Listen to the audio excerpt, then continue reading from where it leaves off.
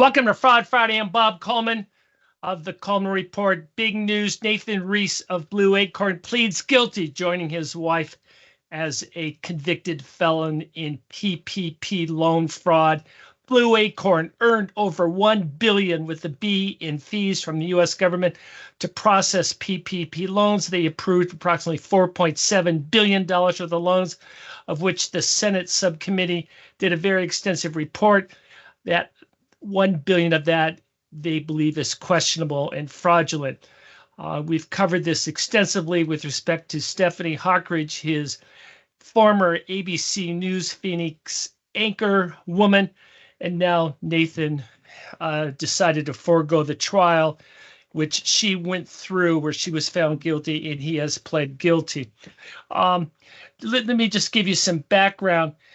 Congress incentivized lenders to process these loans quickly during the aftermath of the pandemic. As I talked to Senator Rubio, who at the time was the chair of the Small Business Committee, said they were looking at the stark reality of civil unrest.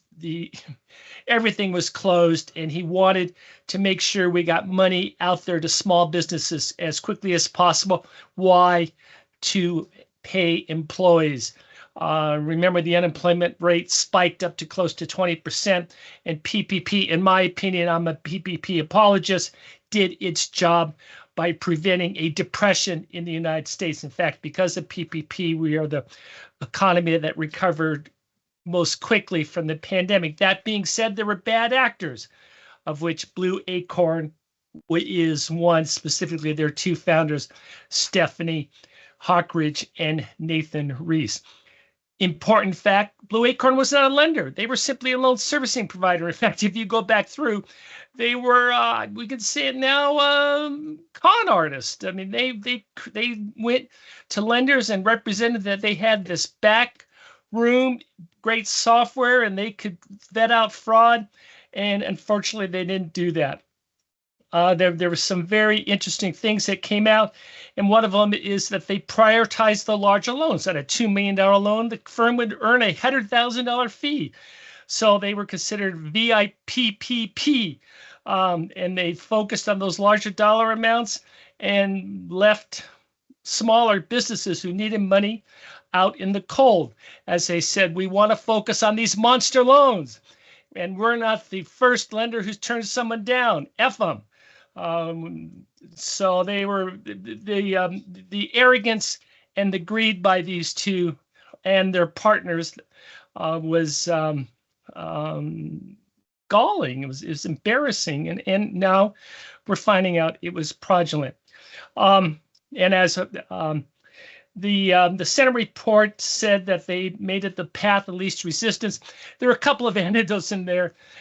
In terms of these underwriters were required to process 50 loans in an hour. They just wanted them done. They did. If they declined something, they didn't earn the fees.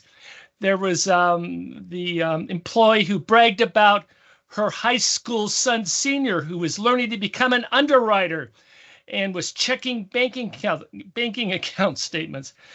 They were putting friends and family onto the payroll. As they said, this is a once-in-a-lifetime opportunity to make some money to create generational wealth. And these loans, many of them were fraudulent. The Senate investigators found that many high-priority loans included fabricated payroll records, tax returns, and bank statements. And Blueacorn did no due diligence. They simply took the numbers as is. And when the whistleblowers raised the question, quote, "That's not our concern. The borrowers are representing that's the truth. It's not our job to figure out if this is true or not. Besides, we approve the loans, we get the money." As we said, $1 billion in fees. In late 2022, the agency suspended Blueacorn from doing any business with the SBA, but by then the horse had bolted from the door. In 2024, the DOJ indicted Hockridge and Reis. Now, this is interesting, not for the Blueacorn violations, but personally, they went and got personal PPP loans, and and that's what they were found guilty of. Hockridge was convicted in June 23, 2025. The sentencing will be in October, and the sentence is going to be fairly hefty for her.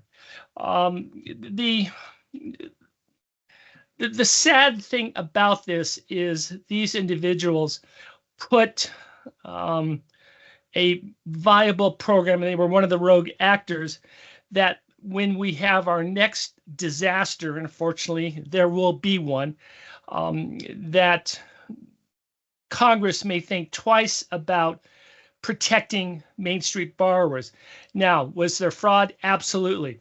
And here we are 6 years later, and we're still going after these. But in terms of the personal crimes that Nathan pled guilty to, had to do with his fraudulent personal PPP applications, of which there was allegations of fake companies and also of claiming to be a veteran when he was not. So we will certainly follow up on this, and we will follow up on what the sentencing is. I will conclude with this in terms of showing the character of these individuals.